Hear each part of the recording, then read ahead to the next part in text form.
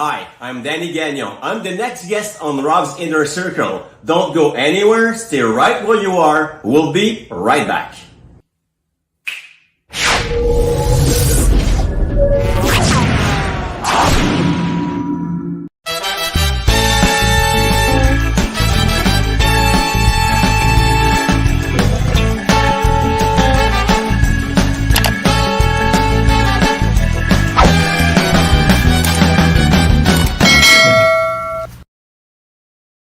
Good evening, ladies and gentlemen. I'm Robert D'Alessio. I'm the host of this special broadcast tonight of Rob's Inner Circle, and it's coming to you live from Montreal, Canada. I want to give a huge shout out to the employees of Chrono Aviation and to all affiliated companies, the employees, the fans, the family, friends, and what have you. Welcome to Rob's Inner Circle tonight. Aviation fans, strap on your seatbelts and get ready for clearance for takeoff, because we have one heck of an interesting show for you folks tonight. Be sure to watch the Daily Struggles, the sitcom that everyone is talking about on the Rise Up TV channel and on the Bobby Short Shorts YouTube channel. And when you're there, why not go out and check out all the rest of our productions? You want to get some comments, you want to share, hit the like button and subscribe to the Bobby Short Shorts YouTube channel. And you want to hit that notification bell, because every time there's a new production coming out, you will be the first to know. All of the Rob's Inner Circle merchandise is readily available at 514brandingco.com. And we have amazing t-shirts on there. We have coffee cups, mugs, hoodies, comforters, you name it, we have it all. Folks, we have an eager guest standing by, and he's at a sunny destination. We only wish that we could be there with him right now. Lucky him. Before we go to our guest tonight, we're going to be slipping into our weekly ritual. Take a deep breath, sit back, relax, and enjoy the show, and let us carry the load. Folks, it's showtime. It is time to bring on our guest. Coming to you from sunny Puerto Vallarta in Mexico. He is the co-founder and vice president of Chrono Aviation. Ladies and gentlemen, help me welcome tonight's star attraction, Mr. Dany Gagnon. Dany. Hi, Rob. What an introduction. Well, you know what? A big star. Well, we have a great guest on the show, and why not give you a good formal introduction? Lucky you, you're in Mexico right now. Yeah. The weather is surely better than in Montreal, I can tell. So you're there up until March, you were saying? Yeah, probably around beginning of March. We were supposed to be there till the end of January at first. But we extended the stages because of everything's happening in Montreal. And anyway, we were huge urge to work from home anyway. So it's better here, in the warm than to be in the cold in the house anyway. So. Man, why not? And Dany, I'm very impressed. Your English is fantastic, by the way. No, I was about to say, I'm gonna do my best, but I'm obviously a French Canadian from Quebec City, so my English is not perfect, but I think we will survive this, Rob. Well, yeah, at one point, if you're stuck, Dany, don't you worry about it. I can always go and translate whatever it is that you wanted to say. And as the ritual that we have on our show, by the end of the show, we always address the public in some French sentences. So maybe the last 5-10 minutes, we can slip into French and make you feel a little bit more comfortable. Perfect.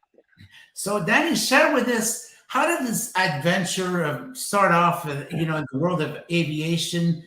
You're a TV reporter. We're going to be getting into that in a moment. You were on radio. All of a sudden, you get into aviation. How did that come about? Yeah, I won't lie. It wasn't a dream from my younger age. It wasn't a plan that I had in my mind for a long time. It was mainly just a dare that I got from my actual partner and my close friend, Vincent. We were I mean, we met in a bar. This is the true story. I mean, you can't invent something like that. But we met in a bar in Quebec City. We've been introduced by a common friend that we had, and so I'm the guy from the TV at the moment, and mostly everyone in Quebec knows me, and Vincent knows me because of the television, and I don't know Vincent, but the common friends say, "Hey, meet Vincent. He's a guy from Air Canada," and I'm, I don't know. We had a few drinks before, so I'm like, "Hey, you're at Air Canada, so I'm guessing you have free tickets to travel." He said, "Yeah, we got that for sure." And I'm like, "Why don't we travel together in the next week?" And we went to Jamaica together without even knowing each other. We spent an amazing week, and I had the chance for the first time of my life to travel on the jump seat. It was before 2011, obviously, so we had access to the cockpit. It was a Boeing 767. I can remember that day, and I will for the rest of my life.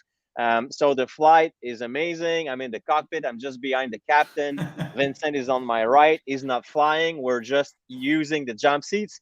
And at the end of the flight, I'm like amazed by the view. We're landing in Jamaica. The airport is almost on the water, so it's beautiful. It's crazy. And at the end, I'm maybe stupidly, but I'm saying, "Hey, Vincent, you're doing nothing in here. Everything is automatic. It seems easy. You just, telling jokes each other. It's like easy."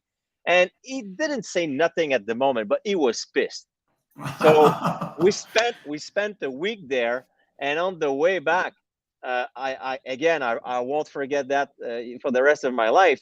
We just landed in Montreal. We drove, and my car was at the airport. So Vincent, instead of dropping me at my car, he stopped by the school in Quebec. The name was Aeropro. That was one of the schools to learn how to fly. And he was like, "So if it's so easy, why don't you climb the stair and learn to fly?"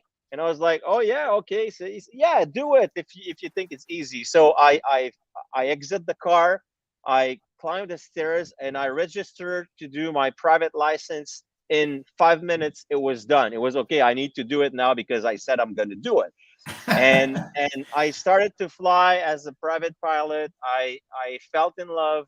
So I did everything, every step as the license could, brings you. So I end up a few years.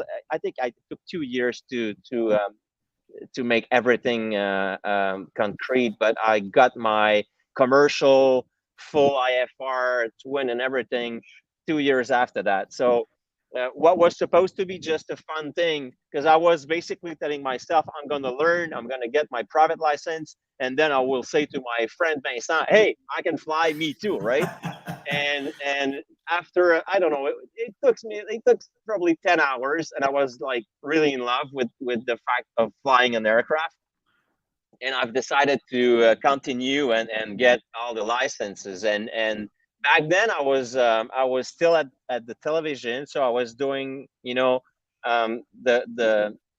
flying by my off time, and I was already in business in different businesses, bars, restaurants, construction, and I had the chance to be wealthy enough to afford doing that kind of things, flying without the expectation of winning my life from it after all. So it was a fun thing to do. And one day, because I was totally licensed and ready to fly, I met one of the first, the first place Vincent got a job when he became a pilot was Aviation Roger-Forgue in Quebec City, which is a seaplane company. And I met the guy, and I started flying with them a little bit. I did my float, and this company went, let's say, on sale a few years after, and I decided to take over the company. I had no real experience in that kind of business, but I've always been a businessman. So I started to, learn the other side of the needle of being the owner of a company. So dealing with Transport Canada, dealing with all the laws and the CTA and everything around. running a little aircraft company. It was a little one for sure, but it was my life teaching school. I guess I've learned everything from that point. And after a few years, again with Vincent as a friend, I was like, okay, this is cool. We're doing seaplanes during the summer in Quebec, which is a short period, as you know. And so I was flying only a few months per year. And I've decided to jump on the wheels by having this idea of founding a way to buy a plane and start something that will, operate all year long. And here we are. We're in 2012, and Chrono is born from that idea. Well, I want to share something very special with you and with the audience. I'm going to ask you something, Dany. Do you believe in destiny, Sure. karma, the law of Oh yeah, attraction, all that stuff? Okay. yeah. I'm a big fan of that idea. I'm going to show you a picture right now. That's me and my daughter. This is I'm gonna be saying the date because we also broadcast on Spotify and it's audio only. This is June 2nd, 2019. And what's going on there is that there is an event at St-Hubert Airport. Yeah, that was the launch of the new runway. Exactly. And there was a whole bunch of airlines there. There was Air Transat, Air Canada was there, Lufthansa. They were all there. And I started, walking around, looking around. And I spotted this plane that I've never seen before. I go, geez, that's pretty weird. I've never seen a black plane. I was instantly attracted to the plane. And I'm going to go back to my daughter over here. And I told her specifically, when I climbed into the plane, I told her, I go, you know what? It would be really, really cool to work for a little company like this. This looks like a lot of fun. And I had just retired. It was almost a year. I retired as a city bus driver. And I said those words to my daughter. Oh, wouldn't you know it? He's tuned in right now. I'm going to give him a shout out. He's a common friend, and he's also a colleague, Michael Hashay, who was working with me somewhere else. He said, hey, I got this great little company. You're a bus driver. You're going to freak. It's going to be fun. Yeah. Okay. So next thing you know, one thing led to another. And on the 13th of August, 2019, I ended up getting hired at Chrono Aviation. And now I am a proud member of the Chrono Aviation family, working under XP4 management for the bus service and also LUX Ground Services. So I wanted to give you, Dany, a huge shout out, because it's not often that we get to work for people who are as amazing as Chrono Aviation, because you treat your employees very well. And I just thought I wanted to share that with the audience, because you deserve our respect, recognition, and gratitude. So congratulations for that. Thank you, Rob. Thank you. Thank you for saying it. But I mean, You know what? One thing is sure, you're right about one thing. We're doing everything we can since the beginning of Chrono to make sure our employees are, well respected and happy to work. Let's say just as simple as it is. We rely on this team to get where we are and to go where we want to go. And since the beginning of Chrono, we always said the same thing. This company, which started with only one plane 10 years ago and 2 employees only, won't be where we are today if it was not for the amazing team. And this is probably the part where Vincent and I are the most proud of what we did. It's not it's not the black plane. It's not going into the Boeings. It's not building LUX or a big hangar. The things that make us proud every night is the fact that we have built an amazing team. And it's not a small team today. It's almost 300 employees. And they're not only employees, they're really the difference in the world between just having a job and doing your job and being crazy enough to believe in a small company and to decide sometime to leave a bigger company, to go in the small company, to climb the biggest mountain in the world And this is what we have. We have, and I'm saying it in the good way, but we have a crazy team built of crazy personnel who who truly believes, I think, in the mission we have today to expand and expand and expand, which we're doing, and we're realizing everything because the employees are believing truly in what we're doing, and it's still even with almost 300, it's still a big family, and we act like it's a family still. We have this chance to not being a company where you become a number. I'm proud of knowing almost everyone in the company by their name. It's something I want to keep. So I think it's all the difference in the world, in the success we're having today. It's because of the team. Well, not too long ago, back in 2012, when you started the company, because I'm doing the maintenance at the FBO, which is the flight base operations at Chrono Aviation, and you have these frames on the wall that were back in 2012 at 50 employees, perhaps. When we started in 2012, we started with only 2 employees. I mean, Chrono started basically with 1 plane, and the reason is simple. We had no money, neither Vincent, neither me. We started with love money, so we borrow money from everyone around us, just enough to buy 1 plane. So this plane was the PC-12. Vincent and I were both pilots, so we were like, okay, we're going to fly the plane ourselves, and we will need a B crew to fly the plane, where we're gonna, do the business side of the company, selling and accounting and stuff like that. So we basically hired 2 pilots only, and by that time we were selling, flying, washing the plane, doing the contract. Vincent was doing all the accounting side of the company, and we started like that, and we did probably like 6 months with this really small team. We were in an office of 10 by 10 in a small place in Quebec City, in not even an hangar. We had no money for that, so the plane was sitting outside, and we were doing everything ourselves. And I mean, we didn't invent nothing, Rob. We started in a business that was already existing, meaning the charter.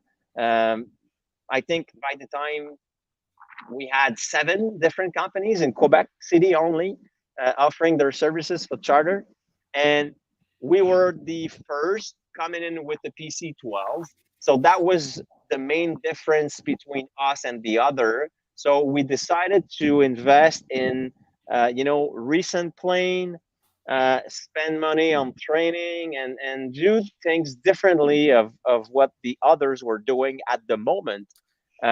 Telling ourselves that we will try to sell this little charter company as a company that will be close to Air Canada in terms of experience, quality, security, comfort, and stuff like that. So at first, everyone was laughing at us because we bought the PC-12 we bought was like 2 million something, and by the time everyone was flying with King Airs, and you could get a King Air for, I don't know, 400,000 instead of 2 million something. So everyone was laughing at us, telling that we were about to hit the wall with this project because we were spending too much money. And by that time, people were shopping for charter with just the price, no matter what was the offer in terms of training and security and comfort. So we started with this idea of convincing people that maybe flying for a higher amount of money per hour will get something more, as a feeling, as just level of security, I guess. And I mean, we did the oldest recipe in the world, I guess. I was driving my car at 4 a.m. in the morning in my competitors' parking to note all the trucks that were parked there with their logo, electricity something, plumber something. And I was like, okay, if they're parked there, it's because they're flying, they're chartering planes, so we're going to call them. So we start calling people, And we, when I say we use the oldest recipe in the world in business, we said, okay, listen, this is the price we can do for our PC-12 with everything we're offering, and we're getting the same answer. Yeah, you're higher than what I'm paying today. So the old recipe is to say, okay, for one trip, I'm gonna make the same price as my competitor. So tell me the price, I'm gonna match it, and then if you feel it's worth it with the price I'm telling you it's gonna be the next flight, you come back to us. If you feel like it doesn't worth the difference, go back where you were, right? And guess what? It's been 10 years and we almost never saw any customers going back to a company other than us. So it grows very quickly because of that. So at the end of the first year, we had 3 PC-12 and probably around 12 employees first year. And it, I mean, it would, from that point, it went a bit crazy. Second year, I think we were around 30 something, 40, and the third year adding planes every year all the time. And we reached a point in 2018 where we had, I think, 130 something employees. That's So amazing. why it has doubled in only a few years? It's related to the operation of the 705. The 705 is the bigger aircraft. It's the aircraft that contains more than 19 seats. So the Boeings and the Dash 8. As soon as we were involved in that business, um, the number of employees skyrocket in a click, because now you need flight attendants, now you need a VP for that, VP for that, and a lot of it, and ramp guys, and because you know a PC-12 in a beach, you can handle that as a pilot yourself on the ramp. You don't need no one around. But by the time we did everything around the 705 business, we end up with 280 something employees today. So it's been That's a fast growth. unbelievable. Yeah. And there's a frame on the wall as you walk in. You see that there's a, I don't know if they're still there today, but you have the father and the daughter both flying together in one of a Chrono planes. The dad is the captain, and you got the Yeah. co-pilot, the daughter. Tell Yeah. us about that. That's a very interesting story. Yeah. It was amazing. It was Patrick Carpin and Nancy Carpin. So Patrick That's was right. a pilot at Air Canada for I guess almost all his life, and he came to us as a retired pilot for Air Canada, and he was the one helping us, in the beginning of the operation of the Dash 8. I remember because he was on the Dash 8 as he probably when he started his career at Air Canada. So Patrick came to us as a retired pilot, started flying for Chrono, and his daughter was learning to fly at the moment, and he's been with us long enough to not only see his daughter, sorry, finish everything and became a pilot, but then we hired Nancy, so they had the chance to fly together as a That's father beautiful. and daughter in one of our aircraft. It was the PC-12, obviously, because Nancy was starting on the PC-12. But that was amazing. That was a good story. That was, I think, the first lady flying an aircraft for Chrono as well. So Wow. it was great. So I mean, it made the news at the time, and this is why you've seen this big poster on the wall. Okay, besides the fact that we're going to be getting into the fact that your airplanes are black, and that this in aviation is not very common, but then again, that's what attracted me to your plane on that fateful day. The name Chrono Aviation. How did you come up with that name? I've always been a big fan of watches. I'm having a big collection of watches, and I was looking for a logo more than a name when we found the name. And in order to find a logo, I was looking at all the watches brand that advertised to be aviation watches, like Breitling, Bell and Ross, um, there's a few. So I was looking at watches, and I was like, okay, I want to be seen as a precise company, as on time, as cautious company. So I can't remember exactly how the click came, but it was while I was looking for logos. I remember that because I had like full screens of watch bezels, trying to find colors and logos. And it came with the name Chrono. Like Chrono is chronometer, is on time, is military. Kind of we're gonna be there at the 00 Zulu, right? So and with the name Chrono, then the idea was to use kind of a matte gray like the army, as a color for the aircraft. And we were doing sketches, and I was like, okay, it's really like a military plane now. So we were afraid, that people are going to think that this is just a military plane, that we're not a business, it's not commercial. So we went from the matte gray to the matte black, just to, put that difference between the army and the commercial side of I mean, which is Chrono, right? Just a normal business. But then again, choosing the color black, that is a very courageous move because, first of all, in the summertime, it attracts a lot more heat. And that means much more air conditioning. The APU has to work harder. It's an unusual color. But then again, you were Yeah. saying because it's black, it's so unique, it's such a benefit to you. So you chose the If you color want to hear, black. Yeah, go ahead. Sorry, Dan. if you want to hear a cool story about that, Yeah. I'm going to tell you this. So we came up with the black idea, like I said, just to keep the matte idea, but going a few tone darker than the gray. So we end up with the black. So first thing, I have to be honest, we never did research before choosing the black about what you just said, temperature, what will be the impact on the ground. And we did nothing around that. So we draw the plane, we put the black with the white writings and everything, the contour in red, and the flaps engines in red. So we were like, okay, this is it. This is what I'm doing. It's going to be black.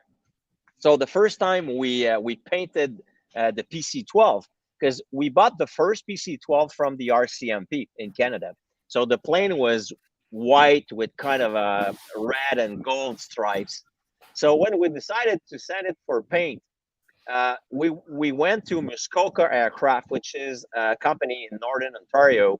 And the guy, Mike, when he received my drawings, he called me, and he was electric. He said, "Are you fucking crazy?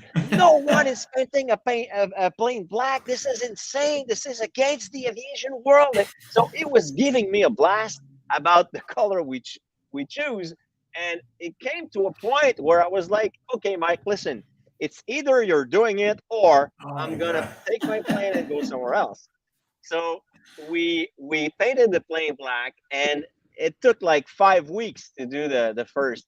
So because everything he said about, what it's going to do on the tarmac, the heat and blah, blah, blah. So I was kind of in a doubt about the technical side. So at that point, they were painting the plane, and I was doing the research about what will be the real impact, of having a black plane. So it came out with this data, which is amazing. So you're right. In the summer, we are 4 degrees higher in the cabin than any white plane, which is 4 degrees a few days per year, because we're operating from Quebec and Montreal. So, as I know, that we don't have 32 degrees day very often, right? So That's right. Yeah. these days, you're right, we need a little bit more AC, and it's a bit warm in the cabin. But the rest of the time, guess what? This 4 degrees higher is very cool, because mostly we're getting from 12 degrees to 16, which is better if you're not eating the cabin. And mostly where we're making huge gain is the fact that during the winter, anytime a black plane is parked on a ramp, we're going to be the first plane to be naturally de-iced by the sun because we're catching the light, we're catching the warm. So I'm not saying we don't have to de-ice, but I'm just saying if it's a little frost only in the morning and the sun is coming out, we will be the first plane to be naturally de-iced and not have to spend thousands on the icing. So in a way, technically it was a good idea, even if we didn't know when we picked the color. It happened by And accident that you found out. one thing is sure today is as far as for the brand and the recognition of this brand, the color is amazing. This is probably what's have helped us the most since the beginning in the marketing of the company, because now we're 10 years old, and I mean, in 10 years you build something as a brand, and so now we almost can't tell the difference. Probably we can go with yellow plane tomorrow and Chrono will still be Chrono, but at the beginning, after only a few years, we were known as a normal company will have been after 10 years, because everyone was talking about the color.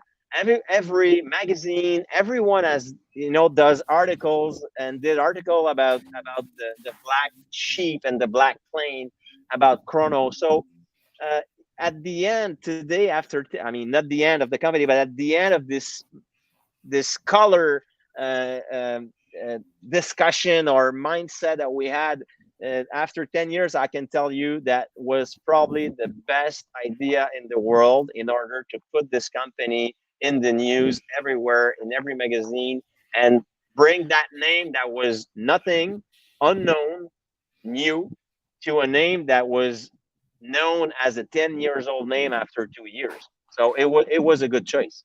So a Chrono Jet, you can refer to that as a black stallion. Yeah, exactly. So you have three very special 737 200 versions jets. I'm going to put this up for the audience who don't know what a 737 is. Yeah. And if you take a look at the front wheel, the landing gear, there's a funny looking skate you have on there, and just on the engines, that the last part of the engines, you have some kind of like a little funnel there. Yeah. Tell us what makes this plane so special and how rare it is. I mean, it's the only plane ever built by Boeing that does the gravel strip. So the 737-200 has been built from 1981 till 1987. There's still 72 to 75 in the world still in operation because they're old plane. We'll be honest with you today. It's an old plane, but it's still the only plane able to land on the gravel strip. I mean, the only plane of that size. You can tell me that any Dash 8 can do gravel, and smaller plane can do gravel. But I'm talking about a Boeing size plane that's still the only one in the world able to do the gravel strip. So what you're referring as the tube just under the engine, if you go back to the picture, because it's an old series, it's an old engine, and you can see how small is the intake of this engine, which put the engine higher from the ground than any newer engine, which make us able to install this vortex generator. So what that little tube is doing is it's spraying hair, but hair in a way that it's creating a screen to block any rocks and debris from entering the engine. And the plate that you can see on the front wheel, it's kind of a deflector, a skid plate, like you said, but it's to make sure that the gravel from the nose wheel is pushed away from the engine bay and from the wings and every places that you don't want any rocks, under the plane. So um, even though you wanted to do something like that on a newer model today, because of the bigger engines and the distance between the engine and the tarmac or the runway, you won't be able to fit this tube and the vortex generator. So there's nothing to block any rocks from entering an engine. If you're having a rock and on a turbo fan, you're done. The engine is dead. So because it's still the only plane in the world that does the gravel, we found, and you're right, it's very hard to find these planes today. There's a few 200 left in the world, but they don't have the gravel kit. So because finding a plane is a thing, and finding the gravel kit is another thing.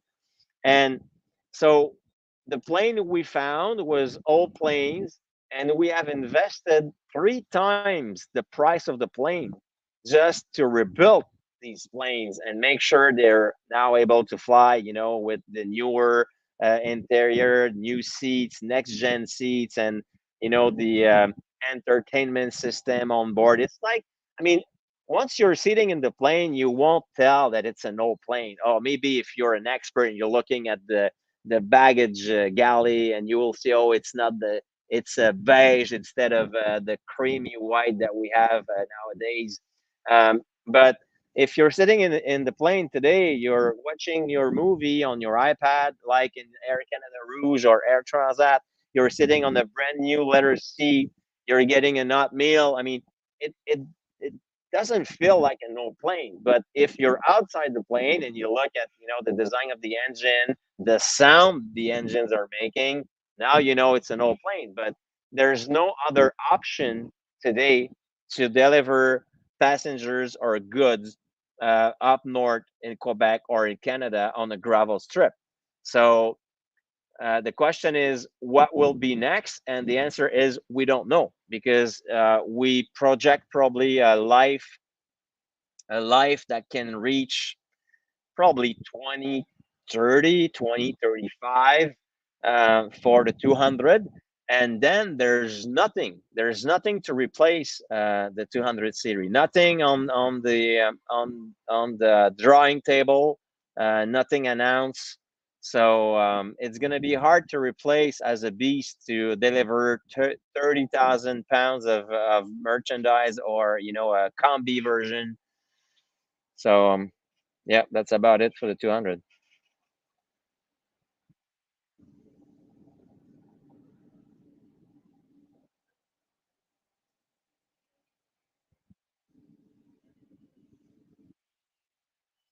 I'm not hearing you, Rob. You're on mute. Oh, sorry. Okay. Is there a possibility then, if you can't replace these planes, to have that gravel runway be paved? And that must be enormously expensive. But then again, I'm sure it's less expensive than buying a plane of that size. I don't know about that, but one thing is sure.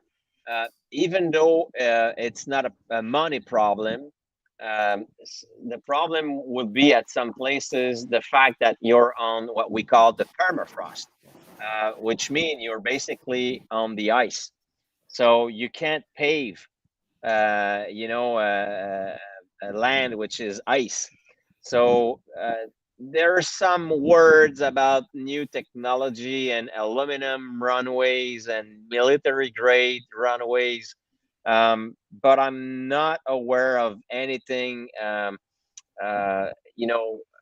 the démarche or anything that is happening today for replacing either a runway or the plane. But it's going to be a long process, meaning if you want to use a new technology as a runway tomorrow, I'm guessing if you want it in 5 or 10 years, you'll have to start very soon, right?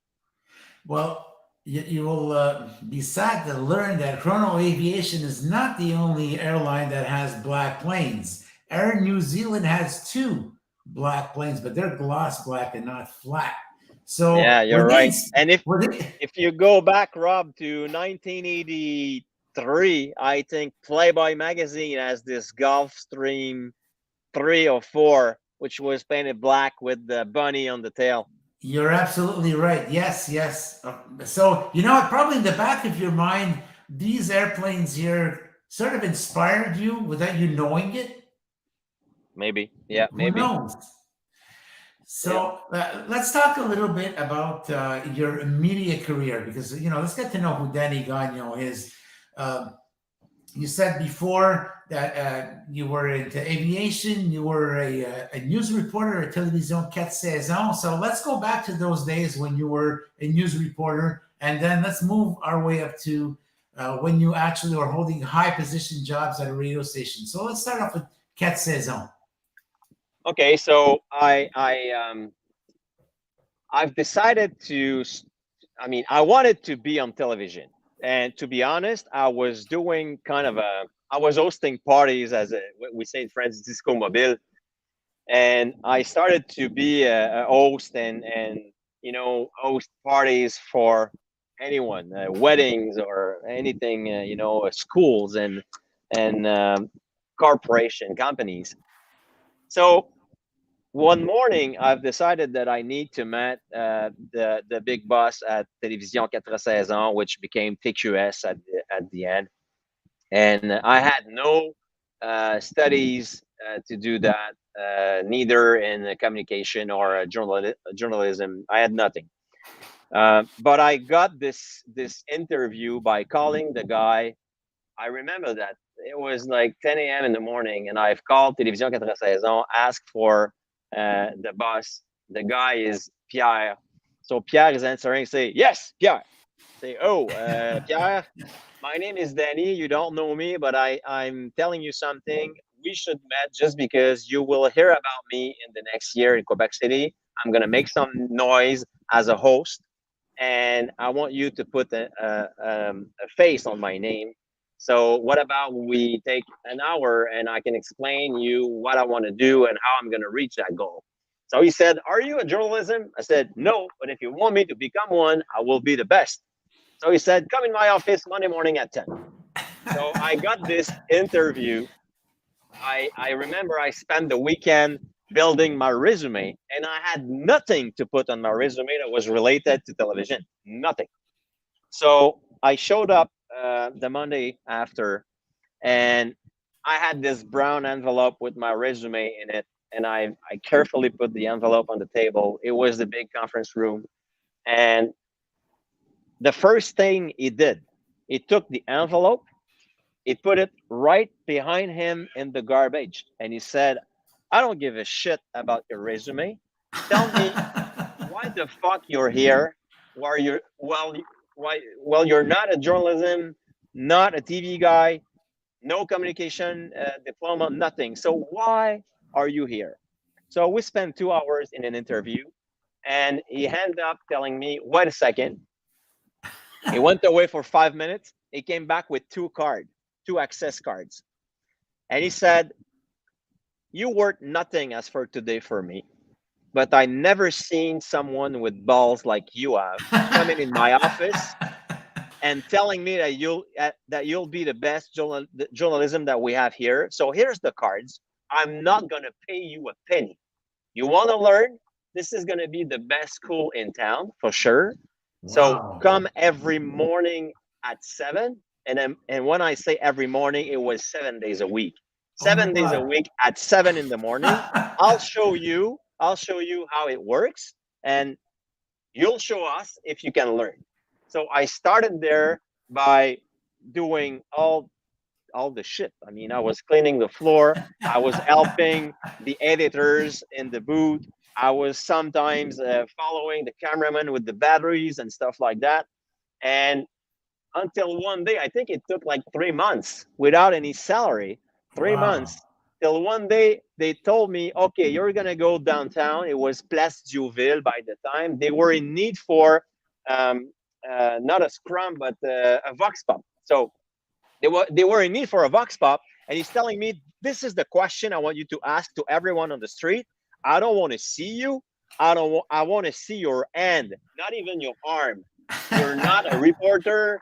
You should not be on TV. So go there and do the stuff. So it's been like 9 months before I had my true chance. Oh, wow. It was an afternoon around 4, big crash, and we just had this new microwave truck at Television Quatre Saisons in Quebec at that time. We had the truck like 2 weeks before this day, and every experienced journalism, they were all afraid of going live. They were all used to do kind of report, they were doing topo in French. So they were building a story, writing a story, go in a mic vox, and they were recording themselves. The editor were placing the image, and that was just a tape going live for the news at 5 or 5:30, right? Going live was a new thing on television, and we're back in 1998. So I'm not afraid of going live. There's a big accident. Everyone is already booked on a story, and I'm the only one left in the newsroom. So they're sending me out. So it's live. I have the truck. I feel like I'm in a pool. It's like, wow, it's today. So I did this live. I did it for Quebec, for Montreal. It was streaming, with Jean-Luc Mongrain at the moment. I was hosting the Montreal news for Television Quatre Saisons, and back then it was the Hells Angels against The Rock Machine. the Rock Machine. Yeah, so it was a war. I was unknown, and the timing was perfect because now the television was looking for a crazy young guy with attitude, able to go live and to fight this Hells Angels war, covering it, and I was there. So my career in television started with 9 months without salary, learning everything from the camera, the editing, to the journalism job, and I've been there for 5 years. Um, 4 years as the journalism on the land, on the field, starting with the war that I've covered inside out, and then at the end I was hosting the noon news show. That was live show from 11:30 to 1, and I did that for 5 years, and I've quit the news just because I was still hoping to host different shows, entertainment shows, instead of doing the news. The war was finished, so I was like, I started in the excitement right there, um, uh, pedal to the floor. It was always like crazy days. And suddenly, after the wars and after everything, it was like I was 26 and I was hosting a news show at noon with my nice double breast Hugo Boss suits that I was too young to wear. It Yeah, wasn't but me. your polo, the one you're wearing right now, is much nicer, by the way. Yeah, exactly. But it wasn't me. So when I left, they gave me 2 weeks, and then they came back with different TV shows for me. So I've hosted Ripley's, believe it or not, which was the French version called Le Monde de Monsieur Ripley, and then I moved to car shows. One called Automania, which is shows about the classic cars. Was that on Um, TVA? no, that was on TQS still. I think you asked. Automania was classics, 60s to 80s, and then I moved to TVA, and at the same time I was moving to Z Télé, and I had another show which called Équipé pour rouler, and this one I was at Mirabel Airport on the runways. They've built the iCar track, and I was testing supercars, Lamborghinis, Ferrari, Porsche, name it. My job was to test for the TV these cars. It was crazy. So I did that for 3 years, and a few other shows here and there for TVA. And then I came back because I was in Montreal. That back then I was doing all the big shows were shoot in Montreal. Almost no production in Quebec as far as TV. So I spent a few years in Montreal, and I came back in Quebec in 2009, telling myself I'm going to take care of my seaplane company. I'm going to take care of my construction company. I'm going to take care of my family, my friends, and I'm going to be back in town where I came from. So TV was out of the picture for me. So I came back with this idea in Quebec of being involved only in my businesses. And I think the day after I moved, I got called from Radio Énergie, 94.3, I think, in Montreal. 98.9 in Quebec. I got a call from them offering me the morning show. And I was like, I never did any radio. I don't know how to do a morning show, and I'm not even a morning guy. So I'm this gonna is not say, for me. you're doing radio right now, by the way. Yeah, I know. I know. So, you know what? They met me like 3 times. It was a no. It was like impossible in my mind to go, as a morning man on a big radio station in Quebec. And I finally said yes the fourth time. And I did 4 years as a morning man at Énergie. And then I switched to a new station in Quebec called Weekend, WKND 91.9. And they were offering me the drive. So return to home show from 3 to 6. That was perfect for my sched. And I was doing everything while I was building Chrono. Because if you go back, 2009 at Énergie as a morning man, I had nothing. I had businesses, but Chrono was not even born. So we literally built Chrono, Vincent and I, in 2012, while I was doing the morning show at Énergie, and Vincent was still flying for Air Canada. And we kept our job, meaning we had nice jobs. Vincent was flying for Air Canada with the big salary, and I was the morning man of one of the 4 or 5 best shows in the city, making very good money on 3 hours of work from 6 in the morning to 9 in the morning. So I was leaving the office at 9:30, and I was driving. Most of the morning men or morning girls, after their show, they're going back home and they're napping for a while, right? Because we're waking up at 4 in the morning. But instead of that, I was leaving the radio station at 9:30, 10, and I was driving to the airport, and I was working at Chrono. I was starting Chrono, and Vincent was flying 9 days a month, maybe 10. So he was spending 20 days a month in the office and working. Because of that, because we kept our job or actual job, we never took a penny of Chrono Aviation. 5 years. 5 years without salary, without taking a penny. We were reinvesting everything we were making. We were reinvesting everything, getting a new plane, getting a bigger office, hiring new personnel, getting nice suits, and we were literally reinvesting everything. So, for 5 years, from 2012 to 2017. Back then in 17, I was not at Énergie anymore. I was doing the drive show at Weekend, and we came to a point, Vincent and I, where we were like, okay, now it's too much. Because to be honest with you, I was hosting. I think it was the #1 show in Quebec City, the drive one, and I was hosting the show. I was there, but I wasn't there.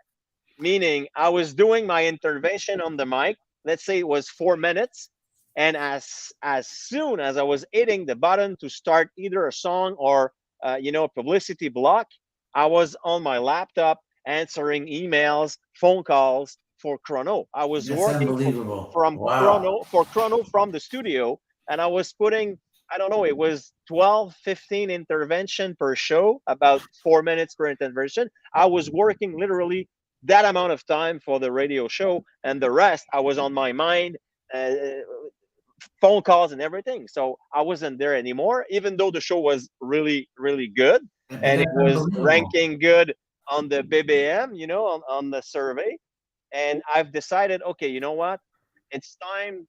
You don't want to leave a place when you're at the bottom of it, right? I've always heard you want to quit when you're at the top. So I had the feeling I've did almost everything in the business, TV, radio. I had the chance to be, successful in the radio business. So 2017 was December. I said, okay, it's enough. I'm quitting. And they were all, are you serious? You can't quit. The show is #1. You're not quitting a #1 show. And yeah, I'm going to do that. And Vincent did the same with Air Canada. And since 2018, we're both full-time in the company. And that was perfect, because if you go back and you remember what I said, 2018 was the arrival of the 705, the bigger plane. So there's no chance in the world we could have done what we just did in the past few years by having our or jobs like we had before. Well, one of our audience members right now has made a comment, Dany, and he's saying that this is Julian Coletti. Thank you so much for your comment, Julian, and thank you everybody for tuning in and sharing your comments with us. So Julian goes on to say that he got a Chrono Aviation hat while volunteering at CYRI Air Show. Still one of his favorite hats to wear. Do you know Julian, by the way? I mean, maybe I know him. I can't remember Julian personally, but I remembered going to YRI for the shows. So this is one of the things I've enjoyed the most since the beginning of Chrono. It's going out with the aircraft at different shows. Obviously, it's not happening since the crisis, but we always did, and we're always trying to do at least 6 to 8 shows a year, just because I love to meet with the people. To I don't know, I feel like it's our mission in a way to light up the passion with the youngest, with the kids or the grandkids, meaning there's some people that will stay kids all their life about the aviation business. I think you are one of them, Rob. So sharing the passion, sharing the experience, sharing the day in the cockpit, letting them go enter and talk to a pilot, ask all the questions in the world. I think it's part of the mission of Chrono, but also myself personally. I really enjoy that kind of day where I can meet people and share this passion. I want to show you something. Your colors somehow influenced us, and this is a pure coincidence, by the way.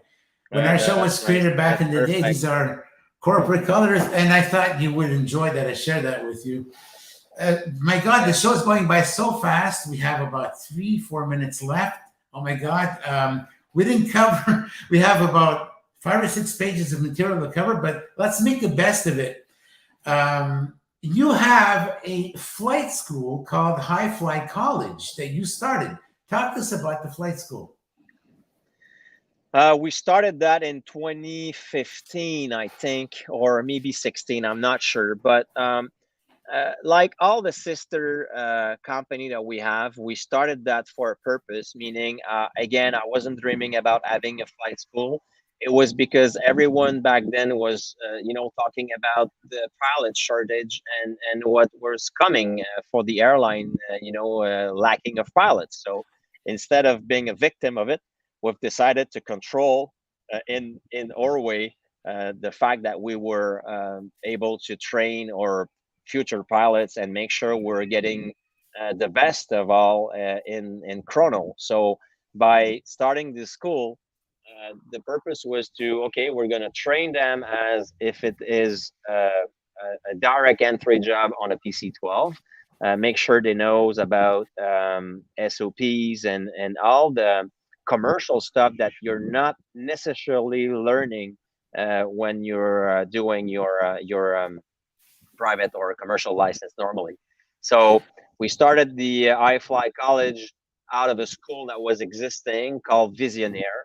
They had like 15 students, and we didn't change a lot. I mean, we changed the aircraft. We changed the cockpit of the aircraft, going to the glass cockpit, and we obviously tell that it was linked now to Chrono, and that was the entry for a direct job to Chrono. And we went from 15 to 140 something students in a year. Obviously, we can't promise jobs now for that amount of pilots, but at least we know since their beginning, we know who's good and who's better than the other one, so we can choose and make sure we're having our own our own feed of pilots directly at Chrono. And this is by the way, this is the explication for every sisters company that we have. When we started WAAS Aerospace, it was because we had a PC-12 and we had no one to do the maintenance on it in Quebec City. So instead of waiting for 3 days to get maintenance, we started our own company. Now, if you're starting a company that is becoming good and able to provide services for yourself, at one point you're like, okay, maybe we can offer the service to other companies. So WAAS went from, again, 1 employee to 100 today because we're offering services, maintenance services in Quebec and Montreal. It's the same thing with LUX, Rob. LUX, I was not looking to sell fuel or ground services, but we were operating, more and more planes. And some of the times, most of the time, I should say, when we were delayed, it was not because of us. It was always because of a third-party provider. Oh, we're sorry, we need to go and fuel Air Transat before Chrono. And I understand that they're a bigger customer, but you're a client to Chrono. You're spending a lot of money to charter an aircraft, and I'm telling you, hey, I'm sorry, my friend, we're going to be late because I can't get my fuel. So when we started LUX, it was like, okay, we're going to control every part that we can control in the show. And the show for me now is taking off at the perfect time with all the services you need and you ask for, almost perfect. This is why I end up today having a kitchen and doing the meals. It's because I wasn't happy with the meals coming from the companies. People were complaining about the meal. Like, hey, there's surely a way to make and to build a good meal that goes on a plane. It's surely possible. What's going to be the cost? Now that's the part where I can say I don't care. It's going to cost what it's going to cost, but I'm going to make sure my passengers going to eat something good in a plane. So it's that philosophy to control everything that we're selling that brought us with all the sisters company and a good vertical integration in the group. Excuse me, Dany, we can continue, but out of courtesy for our French audience, I'd like to switch to French to close off the show, maybe 2-3 more minutes. OK, excuse-moi, Dany, continue, comme tu disais, que là, tu étais en train de dire que le service de traiteur est traité par LUX parce que justement, tu veux donner un bon service à la clientèle. En fait, la compagnie maîtresse, ça va toujours être Chrono Aviation. Puis les actions qu'on pose sont principalement dirigées dans le sens qu'on veut faire en sorte que Chrono ait un taux d'efficacité exceptionnel puis soit pratiquement irréprochable sur la qualité du service qu'on offre. Alors, pour faire ça, on réalise que quand on contrôle les interventions externes, puis il y en a beaucoup autour d'un avion. Ça peut être le déglaçage, ça peut être le refueling, ça peut être les gens qui s'occupent des bagages. Tout le monde qui a déjà voyagé, quand on arrive après un vol de 3-4 heures, là, puis l'avion arrive à la gate, à l'aéroport, si ça prend 8 minutes d'ouvrir la porte, on vient fou. Hein? On se dit, voyons, qu'est-ce qu'ils font? On a de sorte que... Bon, ben, c'est long, 8 minutes. Ben oui, alors le temps que ça prend à amener un escalier, puis ouvrir la porte, puis permettre aux gens de déplaner, là, ben, ça, c'est une partie qui est un irritant. Alors, là, on contrôle tout ça. On contrôle ça, on contrôle les repas, on contrôle l'essence, on contrôle la maintenance au complet. Alors, plus on est impliqué nous-mêmes dans la réalisation d'un vol, ben, on n'a plus personne d'autre à blâmer. Si on fait une erreur, là, c'est nous. On va dire, on s'excuse, on l'a échappé. Et parce qu'on l'échappe, on sait exactement où est-ce qu'on l'a échappé puis qu'est-ce qu'on fait de pas correct. Et ça nous permet rapidement de corriger les choses qui sont à corriger. Alors, moi, puis c'est pas tout le monde qui a cette philosophie-là parce qu'il y a des gens qui préfèrent sous-contracter parce que c'est vrai que ça finit par coûter moins cher de sous-contracter que de partir des compagnies et des filiales à chaque fois que tu veux contrôler. Mais j'ai encore la conviction profonde que d'investir dans des compagnies qui font en sorte que le groupe est plus fort, c'est payant parce que j'ai un taux de satisfaction qui est plus grand chez ma clientèle en général. Maintenant, ça ne se fait pas sans coût. C'est beaucoup plus de travail, c'est plus d'efforts, ça finit par faire plus d'employés. Puis, je ne suis pas certain que l'école, ce n'est pas rentable. Je ne fais pas d'argent avec la compagnie de maintenance, mais je m'assure que la compagnie Chrono grandit puis qu'on est capable d'avoir des clients satisfaits qui le disent aux autres amis puis qui appellent chez nous au lieu de voler ailleurs. Dany, oh my God, time has flown. I just want to resume very quickly what you said, translate from French to English. We have to close off our show, but we do have a backstage party coming up. and we're going to be hanging out with the producer and the techie on our show. Dany, thank you so much. But before we go, I just wanted to resume very quickly. Dany was saying that he doesn't want to rely on the third-party companies that take care of the maintenance on the plane, or whether it's the catering, fueling the planes, because it's very understandable. When you have a big client like Air Transat, a small company is always going to come in second. So what's important for Dany is to give service to the customers, to give the service that the customer deserves, because he values very much the service that he wants to give to the customers. But most of all, he values the customers. Dany, thank you so much for being on our show.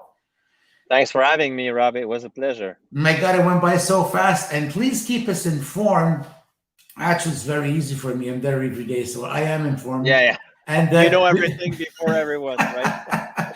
So we'll be giving you a shout out, Dany.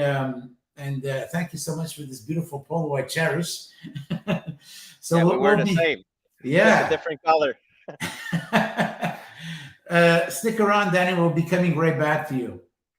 Good. Thank you. There you go, ladies and gentlemen. That was Dany Gagnon, the vice president and co-founder of Chrono Aviation, a very interesting guest on our show tonight. That was a lot of fun. Thank you to everybody for tuning in, for your comments, your implication.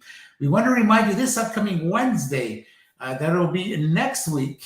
We have the show with Esther Brzezinski and myself that we co-host, Noon Hour Out of the Box. That's going to be at noon. And you can catch the extended version of our show every Saturday on accessradio.ca. That's from noon to 3 p.m. As of next week, this is going to be the upcoming Monday, January 31st. We're going to return to our regular time, and we're going to have the host of CJAD 800 AM, the car show host, Lisa Christensen. So to everyone who tuned in tonight, thank you so much. It was a lot of fun. Join us next time. And from now to then, God bless and happy flying.